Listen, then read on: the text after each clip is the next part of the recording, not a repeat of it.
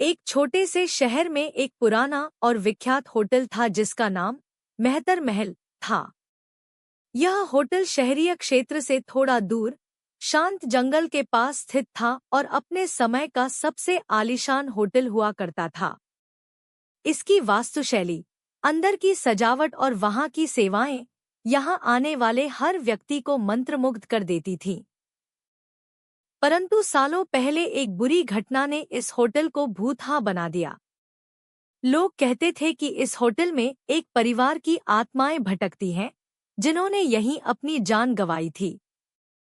रात के समय होटल की ओर देखते ही लोगों के रोंगटे खड़े हो जाते थे। होटल के चारों ओर कटीफटी पेड़ों की छाया और होटल की टूटी-फूटी खिड़कियों से छनकर आती अंधियारी रोशनी ने पूरे परिवेश को और भी डरावना बना दिया था। लोग मानते थे कि उस बुरी रात के बाद से ही वहां की आत्माओं का भटकना शुरू हुआ था। इस भयावहता के कारण शहर के लोग होटल से दूर रहते थे और किसी की भी हिम्मत नहीं होती थी कि वे वहां जाएं।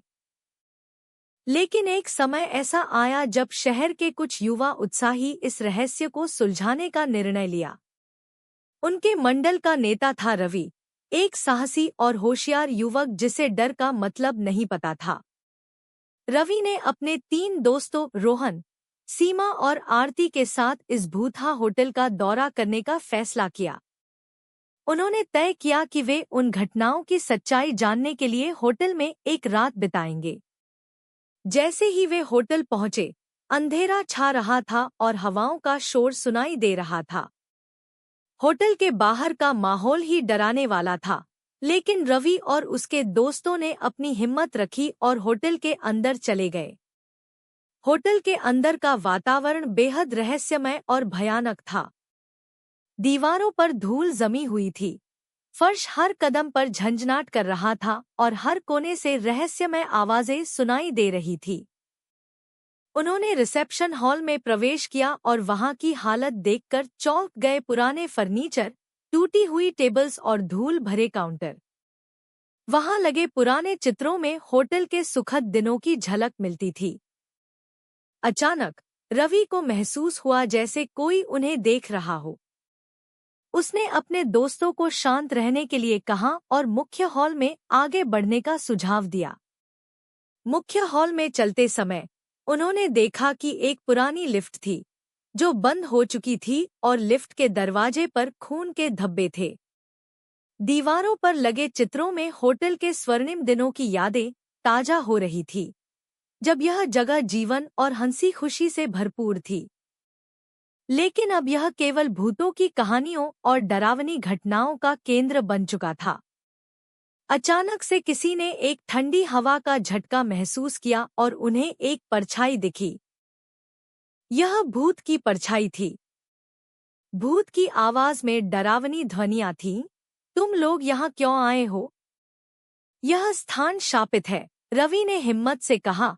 हम यहाँ सच्चाई जानने और तुम्हारी आत्माओं को शांति दिलाने आए हैं। तुम कौन हो और तुम्हारी आत्माओं को शांति क्यों नहीं मिल रही? भूत ने भारी आवाज में कहा। मैं इस होटल का मालिक था। मैंने और मेरे परिवार ने यकीन किया कि हम यहाँ हमेशा सुरक्षित रहेंगे, लेकिन एक रात कुछ डाकू आए और हम सबको मार डाला। हमारी आत्माएं तब से लेकर अब तक यहीं भटक रही हैं। हमें न्याय चाहिए। रवि ने वादा किया कि वह इस घटना का पर्दाफाश करेगा और उनको न्याय दिलाएगा। अगले दिन उन चारों दोस्तों ने शहर के लोगों को पूरी सच्चाई बताई और पुलिस को सबूत दिए। पुलिस ने जांच की और डाकुओं को गिरफ्तार कर लिया। जांच के दौरान उन्हें कई रहस्यमय तथ्य और सबूत मिले, जिससे डाकुओं को सजा दिलाने में मदद मिली। पुलिस ने पुराने कागजात, खून के धब्बों और छुपे हुए गवाहों की तलाश की। पुलिस की जांच के बाद डाकुओं को पैसों के लालच में इन मासूम लोगों की हत्या करने का दोषी पाया गया। तब जाकर उन आत्माओं को शांति मिली और वे हमेशा के लिए मुक्त हो गईं। अब मेहतर महल होटल फिर से खोल दिया गया और वहां कोई भी भूतिया घटना नहीं होती।